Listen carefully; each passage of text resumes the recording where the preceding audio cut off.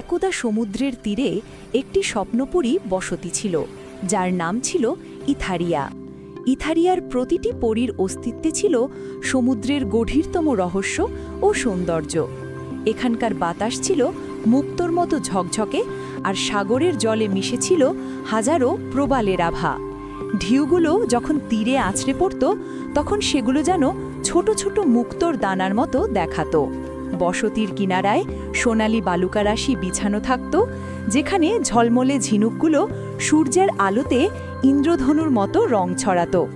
প্রতিটি ঝিনুকে যেন এক একটি গোপন গল্প লুকিয়ে থাকত, যা শুধুমাত্র ইথারিয়ার পরীরাই বুঝতে পারত।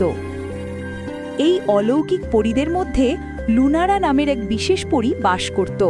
তার রূপ ছিল চাঁদের আলোর মতো স্নিগ্ধ, আর তার ব্যক্তিত্ব ছিল সমুদ্রের মতোই গভীর। লুনারার পরনের পোশাকগুলো ছিল প্রকৃতির ছোঁয়ায় তৈরি, যা তার আধুনিক রুচি এবং নির্মলতাকে ফুটিয়ে তুলত। কিন্তু তার সবচেয়ে বড় বৈশিষ্ট্য ছিল তার অদম্য শখ সমুদ্রের তীর থেকে রঙিন ঝিনুক সংগ্রহ করা এবং সেগুলোকে শিল্পকর্মে পরিণত করা। লুনারার হাতে তৈরি গহনাগুলো ছিল এক বিস্ময়কর সৃষ্টি। প্রতিটি হাড়ে, চুড়িতে বা কানের দুলে যেন সমুদ্রের প্রাণ স্পন্দিত হতো। এক নরম আলো তাতে ঝলমল করত, যা দর্শকদের মন কেড়ে নিত। সেই আলোতে যেন এক জীবনের অজানা সুর বাজত, এক পবিত্রতা লুকিয়ে থাকত। লুনারার কক্ষটি ছিল একটি সত্যিকারের জাদুর ভাণ্ডার। সিলিং থেকে মেঝে পর্যন্ত প্রতিটি কোণায় ছিল রঙের মেলা। বিভিন্ন আকারের বিচিত্র রঙের ঝিনুকগুলো তাকে ঘিরে থাকত। সূর্যের আলো পড়লে তারা সোনালি রঙের এক মায়াময় আভা ছড়াত। কাচের বায়ামে ছোট ছোট মুক্তো যত্ন করে রাখা ছিল, আর আলমারিতে সাজানো ছিল প্রবালের সূক্ষ্ম নকশা করা টুকরোগুলো। একদিকে সমুদ্রের পাথরের স্তূপ নীরবে পড়ে থাকত, যা যেন হাজারো পুরনো দিনের গল্প শোনাতে ব্যস্ত ছিল। লুনারার এই কক্ষটি দেখলে মনে হতো যেন কোনো সমুদ্রের রানীর ব্যক্তিগত সংগ্রহশালা, যেখানে প্রকৃতির সব সেরা সৃষ্টি একত্রিত হয়েছে। তবে এত ঐশ্বর্য আর সৌন্দর্যের মাঝেও লুনারার হৃদয়ে এক গভীর শূন্যতা ছিল।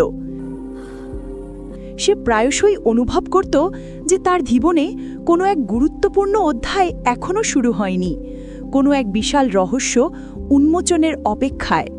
তার মনে হতো যেন এক বিশেষ মুহূর্ত তার জন্য অপেক্ষা করছে, যা তার জীবনের গতিপথ বদলে দেবে। এই অস্পষ্ট অনুভূতির কারণে সে কখনো কখনো উদাসীন হয়ে যেত, তার ঝিনুক সংগ্রহের কাজও মন্থর হয়ে যেত। একদিন লুনারা যথারীতি সমুদ্র সৈকতে ঝিনুক সংগ্রহ করছিল। সূর্যের শেষ আলো পশ্চিম আকাশে মিলিয়ে যাচ্ছিল, আর ঢেউগুলো শান্তভাবে তীরে আছড়ে পড়ছিল। হঠাৎ তার চোখ বালির নিচ থেকে ভেসে আসা এক ঝলমলে সোনালি আলোর ওপর পড়ল। আলোটা এতটাই তীব্র ছিল যে লুনারার কৌতূহল এক নিমেষেই চরমে পৌঁছে গেল। সে দ্রুত ঝুঁকে পড়ল এবং তার মসৃণ হাত দিয়ে বালি সরাতে লাগল। মুহূর্তের মধ্যে বালির নিচ থেকে একটা অদ্ভুত সুন্দর সোনালি বাক্স বেরিয়ে এলো।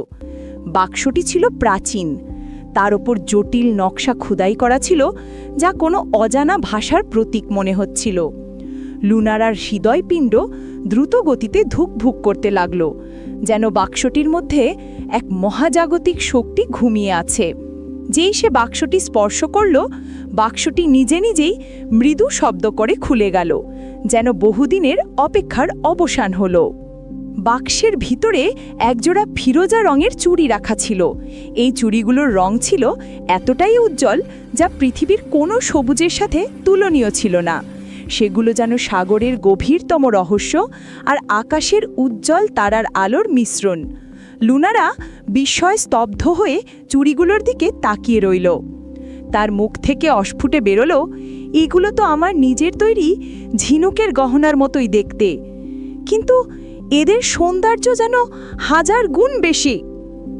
কৌতূহলের বশে লুনারা চুড়িগুলো তার হাতে পরে নিল।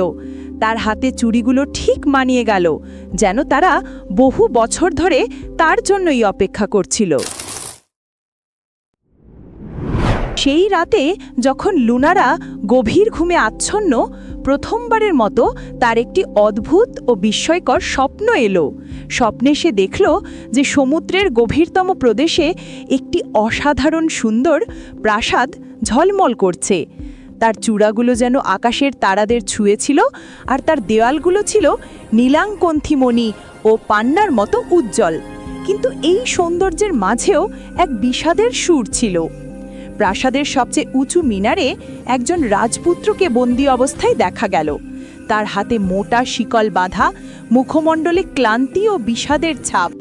রাজপুত্র যেন গভীর এক যন্ত্রণায় ভুগছিল, কিন্তু তার চোখে এক সুপ্ত আশার ঝলক দেখা যাচ্ছিল। সকালে ঘুম ভাঙার পর লুনারা স্বপ্নটিকে কেবল একটি সাধারণ স্বপ্ন ভেবে উড়িয়ে দিল।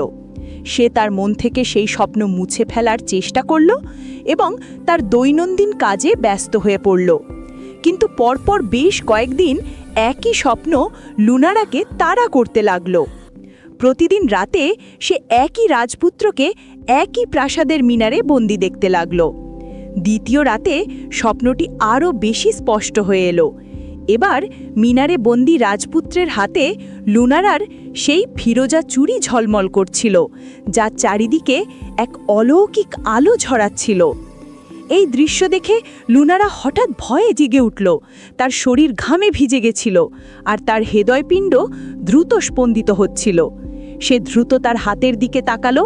তার হাতের চুড়িগুলো অবিকল তেমনই ছিল। এরপর সে সেই সোনালি বাক্সটির দিকে নজর দিল।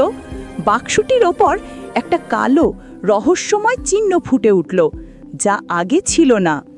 এই চিহ্নটি যেন কোনো প্রাচীন সতর্কবার্তা বহন করছিল। সকাল হতেই লুনারা আর এক মুহূর্ত দেরি করল না। সে সোজা পরিবাবা জেনোসের কাছে ছুটে গেল, যিনি ইথারিয়া বসতির সবচেয়ে জ্ঞানী ও অভিজ্ঞ পরী ছিলেন। জেনোস বাবা ছিলেন বয়সের ভারে নুয়ে পড়া। তার সাদা দাড়ি প্রায় কোমর পর্যন্ত লম্বা ছিল। তার চোখে ছিল জ্ঞানীর গভীরতা, আর তার মুখমণ্ডলে ছিল অনন্ত শান্তির আভা। লুনারা কাঁদতে কাঁদতে সব ঘটনা শোনালো, তার স্বপ্ন, সেই ফিরোজা চুড়ি আর বাক্সের ওপর কালো চিহ্নর কথা। পরিবাবা জেনোস মনোযোগ দিয়ে সব শুনলেন। তার কপালে চিন্তার রেখা ফুটে উঠল। তিনি একটা গভীর শ্বাস নিলেন, আর তার জরাজীর্ণ শত শত বছরের পুরনো বইপত্র খুঁজতে লাগলেন। পরিবাবা অনেকক্ষণ ধরে একটা বিশাল চামড়ায় বাঁধাই করা বইয়ের জীর্ণ পাতাগুলো উল্টাতে লাগলেন। বইটির পাতাগুলো হলুদ হয়ে গেছিল, অক্ষরগুলো ছিল অস্পষ্ট। অবশেষে তিনি একটি নির্দিষ্ট পাতায় থামলেন। তার চোখে এক পরিচিতির ঝলক দেখা গেল। তিনি লুনারার দিকে তাকিয়ে গুরুতর কণ্ঠে পড়ে শোনালেন, এই হলো সেই ফিরোজা চুড়ি, যার কথা শত শত বছর পুরনো রূপকথায় লিপিবদ্ধ আছে। এদের মাধ্যমেই সেই রহস্যময় প্রাসাদ দেখা যায়, যেখানে রাজপুত্র বন্দী আছে। তার নাম রাজপুত্র ওরিয়ন। সে ছিল তার সময়ের সবচেয়ে শক্তিশালী পরিরাজপুত্র। এক ঈর্ষাপরায়ণ জাদুকর্ণী, যার নাম ম্যালডোরিয়া, তাকে বন্দী করেছিল, যাতে তার অপরিসীম ক্ষমতার ওপর শাসন করতে পারে আর ইথারিয়ার ওপর নিজের কর্তৃত্ব স্থাপন করতে পারে। এখন এই চুড়িগুলোর মাধ্যমেই তুমি সেই রাজপুত্রের কাছে পৌঁছাতে পারবে এবং তাকে মুক্ত করতে পারবে। পরিবাবার কথা শুনে লুনারার চোখে এক নতুন দৃঢ়তার আলো জ্বলে উঠল। তার মন থেকে সব ভয় দূর হয়ে গেল। তার স্থানে এক অদম্য সাহস আর সংকল্পের জন্ম হলো। সে দৃঢ় কণ্ঠে বলল, পরিবাবা, আমি প্রস্তুত। আমি ওরিয়নকে বাঁচাবো, যা ঘটুক না কেন। আমি জানি এটা আমারই কাজ। পরিবাবা জেনোস তার প্রতি শ্রদ্ধায় মাথা নাড়া দিলেন এবং তাকে সতর্কতার সাথে কিছু নির্দেশ দিলেন। যদি তুমি সত্যিই সেই প্রাসাদে যেতে চাও, তবে চুড়িগুলো পরে সমুদ্রের ধারে দাঁড়াবে। তারপর 3 বার এই বাক্যটি বলবে, ফিরোজা চুড়ির জন্য পথ উন্মোচন করো। এরপর সমুদ্র নিজেই এক পথ খুলে দেবে, যা তোমাকে সরাসরি প্রাসাদে নিয়ে যাবে। কিন্তু মনে রেখো, এই পথ কেবল তাদের জন্য খোলে যাদের হৃদয় সত্য আর উদ্দেশ্য পরিষ্কার। কোনো লোভ বা অপবিত্র চিন্তা নিয়ে এগোলে পথ বন্ধ হয়ে যাবে। লুনারা পরিবাবার নির্দেশ মনোযোগ দিয়ে শুনল এবং সম্মতিসূচক মাথা নাড়া দিল। সেই রাতে যখন চাঁদনি রাত সমুদ্রের ঢেউয়ের ওপর ঝলমল করছিল আর তারাগুলো আকাশ থেকে মিটিমিটি করে হাসছিল, লুনারা সেই ফিরোজা চুড়িগুলো হাতে পড়ে সমুদ্র সৈকতে গিয়ে দাঁড়ালো। মৃদু বাতাস তার চুল উড়িয়ে দিচ্ছিল আর সমুদ্রের ঢেউগুলো যেন তাকে স্বাগত জানাচ্ছিল। সে গভীর শ্বাস নিল, চোখ বন্ধ করল এবং তার হৃদয়ের সমস্ত শক্তি দিয়ে 3 বার বলল, ফিরোজা চুরির জন্য পথ উন্মোচন করো। তার বাক্য শেষ হতেই হঠাৎ সমুদ্রের ঢেউগুলো তীব্রভাবে আলোড়িত হতে লাগল। সমুদ্রের মাঝখানে এক অদ্ভুত আলো ঝলমল করে উঠল আর সেই আলোর মাঝখান থেকে একটা উজ্জ্বল চিকচিক করা পথ ভেসে উঠল। পথটি ছিল কাচের মতো স্বচ্ছ, তার দুপাশ দিয়ে উজ্জ্বল নীল আলোর রেখা বয়ে যাচ্ছিল।